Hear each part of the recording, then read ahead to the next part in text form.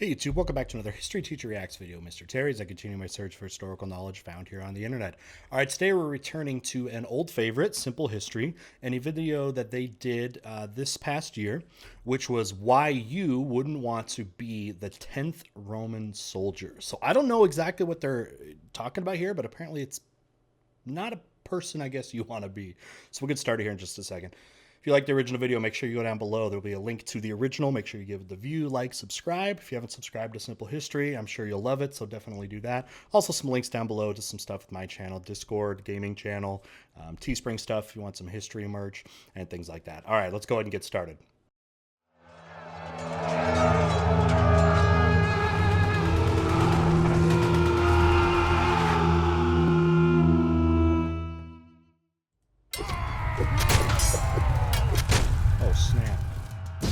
This episode is brought to you by Rise of Kingdoms. This free-to-play mobile massively multiplayer online real-time strategy game has 11 civilizations, real historical characters, buildings, and military units. Some of the civilizations include China, Korea, Japan, Rome, Germany, Spain, Britain, and Ottoman. If you went back in history, what empire would you join? The Ottomans, Roman, British? I have chosen the mighty Roman Empire in this case, with its special Glory of the Empire power-up. Here, for the Roman faction, we have several legendary Roman commanders: Julius Caesar, Scipio Africanus, and Gaius Marius. Look what I can do here on this single giant map. You can see world views, individual cities, barbarians, and NPCs are all fighting on one map, no loading screens. Unlike other strategy games that make you go back to the home base before heading to another battle, in Rise of Kingdoms you can change directions and send different troops to anywhere you want at any time. I can send troops to fight barbarians, and I can change my direction of a unit while they are marching into battle at will. Build an alliance with your friends to fight enemies from all over the world, without any barriers when it comes to Rise of Kingdoms. Join us and 30 million other players in Rise of Kingdoms by clicking the link in the description below. Let's build our alliance and achieve glory and victory in battle. It's going to be fun. Hey, and stick around to the end of the video for some in-game bonuses. Now, let's learn about how you punished Roman soldiers that showed cowardice or insubordination to you as a commander. Why you wouldn't want to be the 10th Roman soldier. Decimation. I guess that dude just got thrown in the floor. Life in the Roman army was often brutal, either when not actively fighting bloodthirsty Carthaginians or rebellious gladiators. Military discipline was strict and punishments were often harsh. Soldiers caught breaking the rules could expect to face fines, flogging, or beatings, both of which were sometimes to the death. On rare occasions, however, entire units of hundreds of soldiers were subject to the most extreme penalty of all, decimation. Okay. So, I guess we want some context, the way in which right? the word decimation is used has changed. The Roman military is interesting because it's like this vicious cycle that Rome got into, which was like, they were very successful, obviously, and when they would conquer more regions, they had to be able to hold those regions, right? So they had to have a bigger military. The more they conquered, the bigger their military was. And the bigger their military was, the more expensive it was as well, which caused economic problems over the generations in Rome.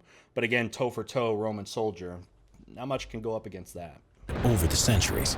In modern usage, it generally refers to an act of devastation or almost complete destruction. However, its Latin root word decem, meaning 10, gives a clue to its original meaning. When a Roman military unit, such as a legion or cohort, had committed a particularly serious offense, such as showing cowardice in the face of the enemy, its men were divided into equal groups. The soldiers were then ordered to draw lots by picking straws or picking the black stone out of a bag of white stones until 10% of the military unit had been selected. The unlucky chosen men were taken away and then beaten to death by their former comrades by stoning, clubbing, or stabbing. The remaining 9/10ths did not completely escape punishment, but were instead forced to camp away from the protection of the main encampment and to survive on barley usually only fed to animals rather than wheat rations for a period of time.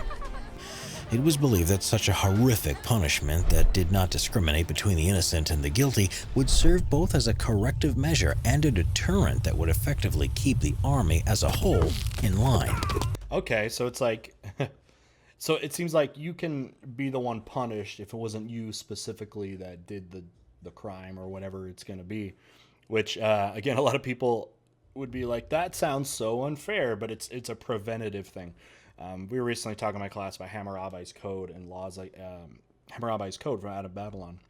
And there were laws that were kind of similar like that. If you commit a crime, it could come back to hurt like your family members. And I guess as, again, a deterrent. But that kind of sucks because then you get punished for things that you specifically had no control over. Maybe that's why a lot of these types of punishments have kind of been veered away from in modern era. But you saw more often in the ancient times. In the words of the Greek historian Polybius, who had first-hand experience of life on campaign with the Roman army, it was calculated to inspire fear and to correct the mischief. The earliest known examples of decimation can be found in the writings of Livy. He gives the year as 471 BC, a time when Rome was at war with the neighboring Volsci tribe. The forces of a Roman consul, Appius Claudius Sabinus Regilensis, failed to hold their battle lines, broke formation, and fled. In the ensuing chaos, the rear guard was routed, and both weapons and standards were abandoned. Appius had standard bearers, centurions, and any soldier without a weapon scourged and then beheaded. The remaining men were then decimated. Another famous instance of decimation occurred in 72 BC, when Rome and all of Italia were terrorized by a slave revolt led by Spartacus. Yeah, slavery was a huge thing. It was probably a third of citizens in Rome were slaves. So, and being so militarily good like they were, you can enslave a lot of people if they went against you or whatever. And then the one thing that's just kind of classic with the Romans too is if you're part of their empire and you rebel and they put down a rebellion, the punishments were dire. You lost all your autonomy. Yeah, you could be enslaved. It was harsh for you. So, I mean, they try to set these examples out all over their empire and on the fringes of their empire, which again made them as powerful as they were too, though. The Senate awarded the command of several legions in Italia to Marcus Licinius Crassus, reputedly the richest man in Rome and certainly one of its most powerful. Crassus placed 2 of his legions under the command of the legate Mummius and gave him explicit orders not to directly engage with Spartacus's slave army. Mummius, however, disobeyed these orders, and his soldiers suffered yet another defeat at the hands of the slaves. Once again, some men fled the battle, discarding their weapons as they ran. Accounts vary as to what happened next. The bloodiest suggest that Crassus's decimation resulted in 1,000 men being put to death. But the most conservative claims that the number of casualties was substantially less, and that only 500 soldiers in total were decimated by their fellow soldiers. Decimation had... So it's not just like some execution, like you lost your, it's like a samurai or something. You lost your honor. You're expected to like sacrifice yourself to regain your honor. No, they just like beat you to death slowly in what would have been super painfully. Had not been used for many years until Crassus revived it, possibly because it would draw attention away from Spartacus. Despite their earlier defeat and the horrific punishment they received for it, the remainder of Crassus's force were able to rally and decisively put down the uprising. Right. In fact, the Greek historian Appian commented that Crassus's use of decimation was an encouragement for the troops, as it taught them that they had more to fear from their commander than they did from the enemy. The Greek writer Plutarch claimed that Crassus's use of decimation resulted in many things horrible and dreadful to see, and that by carrying it's like once you start doing that, then anything's possible, right? out such a sentence, he was reviving an ancient mode of punishing the soldiers. However, there are relatively few extant examples of decimation found in ancient sources. It could have been effective in the short term, but in reality, it resulted in a wasteful destruction of manpower and could easily have been counterproductive to the morale of the legions. Yeah, you could see that happen. It could definitely have different outcomes. Instilling loyalty or the opposite. And I would think one of the horrible things too would be like maybe if you had this group and one person was the one that broke the rules or whatever, but you didn't draw the lot to get the punishment, and you'd sit there and have to see somebody innocent torture or whatever based off of your actions. I think that would be incredibly powerful, you'd think. Decimation started to carry a particular mystique as time wore on, and many ancient authors were fond of invoking it in their commentaries on Roman history. For example, Julius Caesar threatened his Ninth Legion, Hispania, with decimation in 49 BC when they mutinied over pay and conditions. However, most historians agree that the decimation never actually took place. This hasn't stopped the myth of the decimation of the Ninth Legion from being perpetuated ever since. You know, it's interesting because, you know, Caesar has had this huge reputation of being somebody that his army loved and were loyal to the death to. And that's how he was able to basically take his army to Rome, basically holding the Senate hostage to make him dictator there. But is it because they loved him or is they feared him, right? In any case, Caesar was much more fond of mercy and clemency towards fellow Romans, and was an indulgent commander who rarely missed an opportunity to share the spoils of war with his loyal troops. There you go. Good way to do it. The last known use of decimation by a Roman leader came in 363 AD, when the Emperor Julian was fighting in Persia. 3 units of cavalry scouts were ambushed, some troopers had fled, one commanding officer was slain, and a Roman standard was captured. Julian had 10 of the men who had run away executed in accord with the ancient laws. This example of a much reduced case of decimation is perhaps evidence of its infrequent use during the Roman Empire.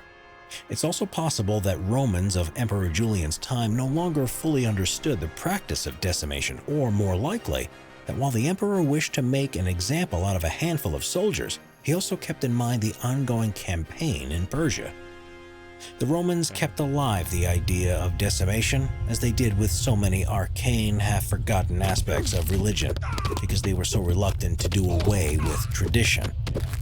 Rome's most ancient laws, the honoring of the gods, and their much-cherished traditions, were what Romans in public life held most dear.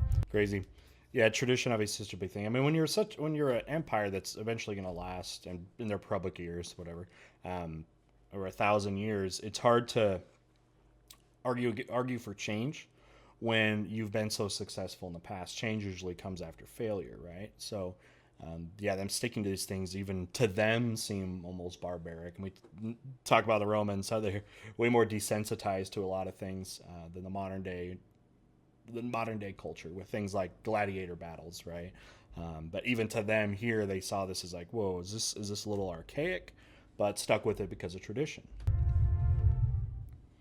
See if you can do better as the Roman army in Rise of Kingdoms. While you can't decimate your troops, you can be in command and send them to victory in battle against other civilizations. Join us and 30 million other players in Rise of Kingdoms by clicking the link in the description below. And use this code to get 200 gems, 2 silver keys, 100,000 food, and 100,000 wood. The newest update brings loads of interesting content. Register your alliance in the Ark of Osiris, an exciting new Egyptian-themed battleground. And with the spectator mode, you can guess who will be the league champion. Play Rise of Kingdoms now and create your own history. Okay. All right. So, yeah, good stuff here today. I love simple history. Man, it's kind of brutal, pretty pessimistic and kind of dark story here today. A lot of times simple history talks about these brave, heroic stories that are out there, and this one was just like depressing to hear this. But I knew life as a Roman soldier was very difficult, with the harsh training, but then like the travel and the physical demands that it took outside of battle just to be a soldier. I didn't know about this practice though of decimation, which is again an interesting way, a very ancient way when you look at how discipline happens now in militaries and stuff, of selecting these random people out of a unit that or cowardice, traitorous, whatever, and then make an example out of them, right, to instill that loyalty. But the military was their greatest strength and greatest downfall, again, because it was so successful. But their success brought other challenges, like trying to keep an empire together because they were so successful, that eventually over generations will lead to the downfall of the Roman Empire. But again, toe for toe, this empire is one to be reckoned with, and is at the top of Roman centurions being the top of the list out there of soldiers that are famous in history. So, all right, well, I'll definitely be able to take some of this into my teaching when we talk about the Roman military, and again why they were so successful, because you'd have to put this probably as a net positive, although they could say that it could bring some negative aspects and morale, but at the same time seem to have worked for them in whatever sick way you want to think of it that way. But yeah, nevertheless, just more evidence of the strength of the military and how they came to be how they were. So, all right, well, awesome. This was great. Again, link to the original video is down below. Make sure that you check that out. Even if you watch this one, make sure you go give them the view time. Simple History is awesome. They do great stuff. Sub to them if you haven't yet. And then yeah, check out the links down below to some other stuff for their channel. Love to have you on our Discord server. If you're into gaming, head to the gaming channel. Also, if you're a Minecraft player and want to get into building your own empires there, check out our Discord server and head over to get the Minecraft role, and you can get on our server. So, all right, well, with that, we'll see you guys all very soon. Bye.